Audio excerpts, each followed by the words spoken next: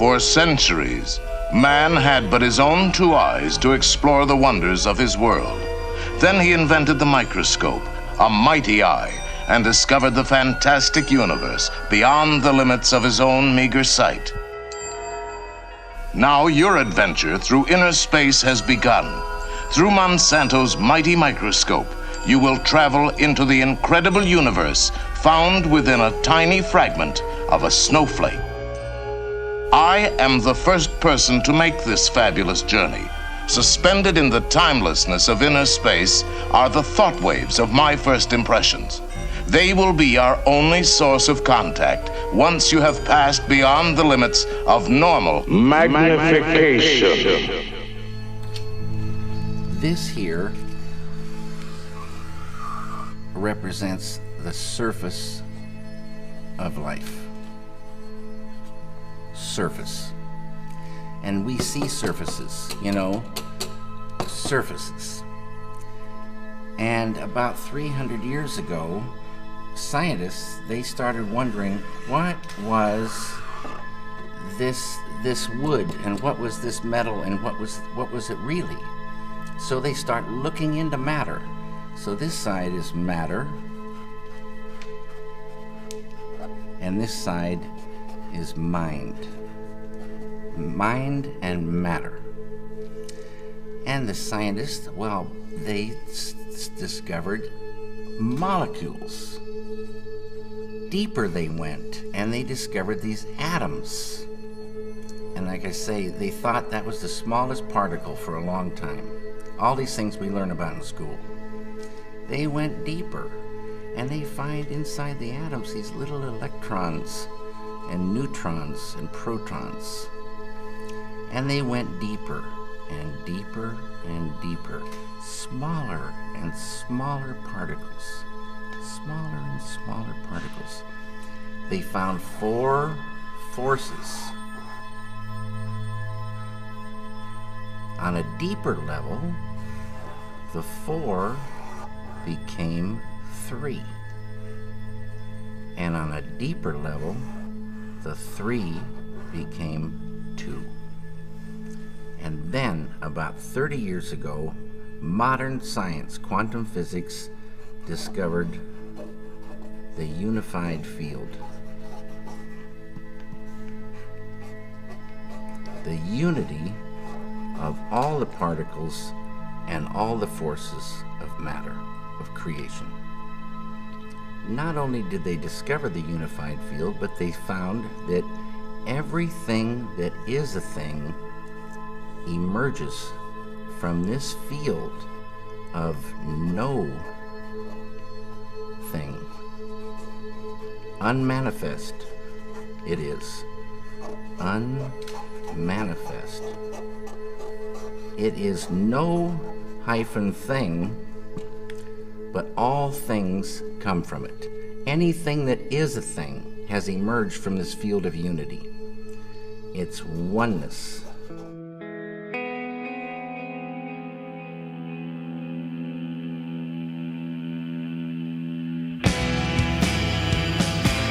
I am passing beyond the magnification limits of even the most powerful microscope.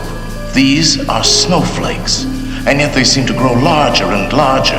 Or can I be shrinking beyond the smallness of a tiny snowflake crystal? Indeed, I am becoming smaller and smaller. These tiny bits of snowflake crystal tower above me like an enormous wall of ice. Can I penetrate this gigantic prism? And yet this wall of ice only seems smooth and solid. From this tiny viewpoint, I can see that nothing is solid, no matter how it appears. And still I continue to shrink. What compelling force draws me into this mysterious darkness? Can this be the threshold of inner space? These fuzzy spheres must be the atoms that make up the molecule. 2 hydrogen atoms bonded to a single oxygen atom. And I see it's the orbiting electrons that give the atom its fuzzy appearance.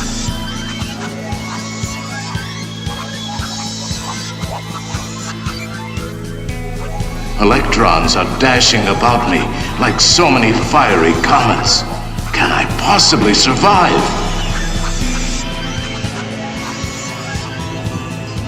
And there is the nucleus of the atom. Do I dare explore the vastness of its inner space? No, I dare not go on. I must return to the realm of the molecule before I go on shrinking forever.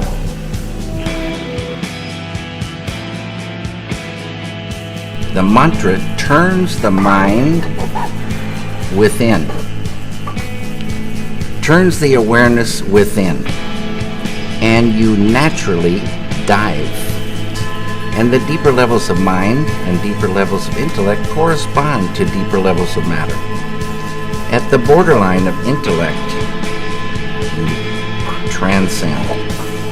Transcend is the key word. It means to go beyond. You're going beyond field of relativity, duality, experiencing oneness. Pure, unbounded, infinite consciousness.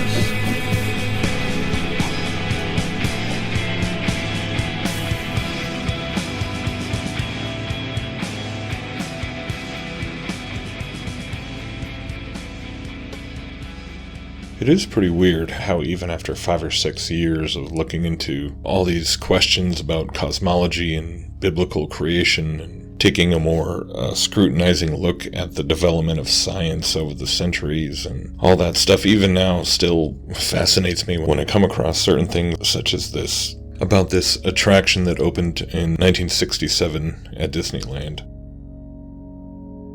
Adventure through inner space. Sponsored by Monsanto, which I guess makes it even more applicable to things going on today in terms of giant chemical corporations pushing agendas.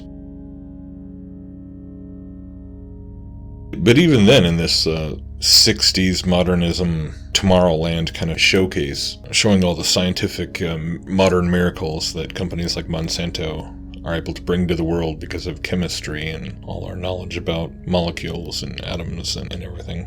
And you gotta admit that even in that narration, which I believe is from the ride itself, it's basically kind of a mystical experience. And still, I'm sure a lot of people think that's still making a big leap to then point to somebody like David Lynch, who, while he may be a very renowned and or controversial director, and just because he's making this absolutely direct correlation between how the physical sciences dig deeper and deeper and deeper and, finding out what everything is made out of and what's that made out of in the realm of the molecule and the atom and the electron. And then, of course, past the nucleus is the quantum realm, which, interestingly enough, even in Adventure Through Inner Space Ride in 67, they stop at that point. They don't go into the quantum realm. But in the Disney-owned Avengers movies featuring Ant-Man and everything else, they do go into the quantum realm. So, continuation of that story, I guess.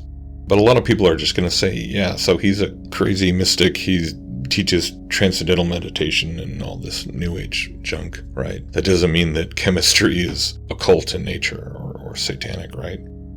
Or that it's all part of some satanic deception. But that's the tricky question. Honestly, the more you kind of unpack it, because really it's not just about molecules and atoms. It's really about, because even though the non-mystic, your typical materialistic atheist scientist who believes in evolution and the Big Bang, still, even if they don't think about consciousness or mind, and talk about it in the way that somebody like Lynch does, they still believe in consciousness because they live every day as a conscious being and that has a self and identity and interacts with other consciousnesses. And we all believe in consciousness, otherwise we don't function as humans, right? But how do you explain consciousness? So the mystic simply takes the step of saying, the universe is God, basically. They'll use the word God, or they'll use spiritual language and mystical language. Because, of course, the difference is that, yes, the experience side. In mysticism and TM, you're going inward and going into spiritual dimensions. Not the ones they think, though. And that's the whole point. But the non-mystic, the non-experiential believer in the Big Bang, right? Even if you don't use the word God or use the word oneness or terms like divine or whatever, at the end of the day, they still believe that all consciousness, all human beings and thought and mind, and it all came out of the Big Bang, so everything came from nothing, basically. You know, the singularity, 14 point whatever billion years ago, they think. So on either side of this little graph thing that he makes, this illustration, drawing, whatever, hopefully if you believe in the God of the Bible, you understand why meditation and altered states of consciousness are dangerous and demonic and a deception. Okay? But then it does kind of force you to stop and look over at the other side on the physical sciences, this whole realm that now we think of as just being completely neutral and disconnected from theology. But when you stop and think about it, hundreds of years ago, when people really got serious about asking, what are all these surfaces made of? Obviously, you know, we know the difference between woods and stone and metal and natural fibers, and people were working with metals and metallurgy back in Genesis. But then it wasn't until this crazy weird time between the medieval period and the Renaissance, right, when all the quote-unquote scientists started really asking all these questions about what everything's made out of, and measuring and distilling. I mean, it was the alchemists who were doing this, who developed all of the apparatus and the the laboratory methodologies and know-how to even start tinkering with chemistry. And so somehow in the minds of modern people, it just kind of organically made this jump from apothecary-esque, voodoo, to legitimate science with the development of the scientific method and all this stuff. But if we claim to believe that the Bible teaches that God is separate from his creation, that we are not just part of the eternal oneness of everything, okay? That God is eternal and that we are mortal and finite, and that we were created by God, not out of God. And we understand that our consciousness, if you want to call it that, our soul, our spirit, our mind, our identity, our self, our free will, everything that really makes us who we are inside, that is not just a matter of certain molecules and atoms and subatomic particles colliding with each other, but something altogether different, and that you cannot put under any microscope or fit into any mathematical equation. And so at some point, because minds are part of reality, consciousness is a part of the observable world that science examines and attempts to define and regulate, then how can you avoid having to admit that there's a line somewhere that modern science has overstepped?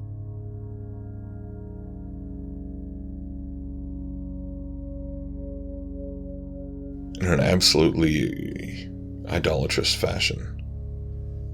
And so it almost doesn't really make a difference whether you're thinking of an example like a prophet of pantheism like David Lynch, who's actually practicing TM and everything, or just your average Joe Blow out there trying to go to work and do his job and maintain social distancing and listen to all the mantras that are fed to him through the mainstream media. No classical Hindu meditation or anything like that. Just more on the level of, we would just probably call brainwashing. But of course, that's really all this hypnotic Eastern mystical practices are all about anyways. That's all they really accomplish. Enlightenment, quote unquote, is really just realizing that you're part of the no thing. But in the end, when the foundational worldview is a monistic worldview, regardless of whether it's expressed in spiritual or non-spiritual terminology, you still have that monistic framework, which, while promising to champion the rights of the human beings equally and affirm your true potential and bring you empowerment and enlightenment and justice and all these things that are filling the headlines every day. Whether it's in the context of public safety and public health and we just want to protect people from dying of disease because it's all predicated on the assumption that human life is precious, right? But obviously, hopefully, people can look at that and see that that's all, it's a ruse. It's the complete opposite. It's the destruction of humanity and the devaluation of basic human rights, and it's a total bait and switch. And the people who are using meditation and whatever other practices to actually explore spiritual realms where the demonic deception just takes on a whole new magnitude, and they become convinced that they're actually getting a taste of this interconnectedness of everything, the oneness, the oneness of everything, getting a little glimpse of that unified field of everything, that bliss, that perfect. But it's what they're really chasing after is the very opposite of what they've become deluded into thinking they're reclaiming, namely their own value and purpose and meaning and worth. When we look inward, whether it's individually or as a society as a whole, when we look inward for those things, for those definitions, for everything, when we look to ourselves, it's always a recipe for just death and enslavement and bondage. And the spiritual bondage being so much more serious than even the tangible physical bondages and the systemic oppression and systemic extortion and systemic injustices.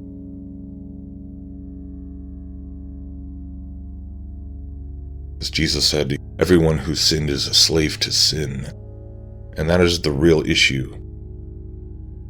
The heart of everything that humans do to exploit each other, and that Satan exploits in all of us to build his Antichrist kingdom. There are so many ways to participate in the Antichrist kingdom, and even in the past few weeks we're hearing sort of new examples of people talking about a new day and a new era and this whole concept of a new order, right? A new defund the police. Okay, like I said, it's fractalized Hegelian stuff going on, but it's always based upon the same basic lie, right? That goes back to the garden and not looking to God, the Creator, who's separate and external from time and space, not looking to him for explanation for our origins and for guidance on what it is we should be really focused on in this short lifespan that we have on Earth, and what kinds of things we put our trust in to take care of our daily needs and keep us healthy and keep us safe and help us to feel protected. When you take the Creator out of the picture, it really just, all you have left is Lord of the Flies. Of some kind or another. Anyways, just kind of my thoughts on some things. I'm trying to always stop instead of getting wrapped up in the hyped media narrative du jour. Obviously, we have to be awake and aware and looking at what's going on, but also not getting so swept up in it that, we just forget that so many of these debates about racism and whatever else and police brutality, it's like they're all predicated on deeper, more preliminary questions. And it's like, hey, if anyone wants to push you to take a side on this issue or that issue, whoa, stop, let's go back. What about the question like, why are we all here? Why are human beings valuable? Why are human lives beautiful and sacred, and each one matters? Because we all instinctively know this, but then we have a hard time listening to everything else that God has clearly communicated to us through His Word. And in order to know what it really says, you have to go read it for yourself and not rely on nobody like me on YouTube, or certainly not a guy like Al Sharpton. You have to go read it for yourself and get to know what God has said about all these things and what He has said about Himself. And it's the only thing that makes sense out of all this mess. Why we all know that we are individual, conscious, spiritual beings who have one life to live, and we all have decisions we can make within a moral framework where objective good and evil do exist.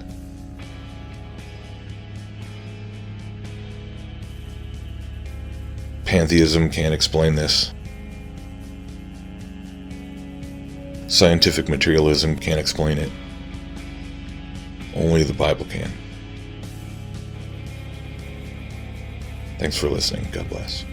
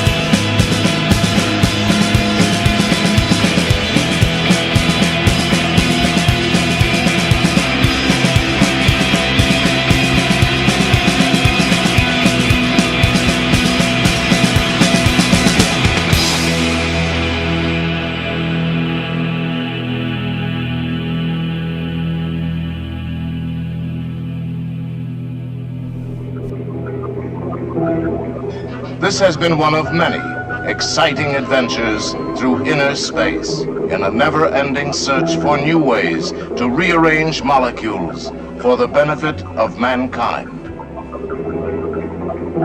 Now, in our display area, you will see modern miracles created by rearranging the molecules of not only water, but of air, coal, petroleum, and many other raw materials. This is Monsanto.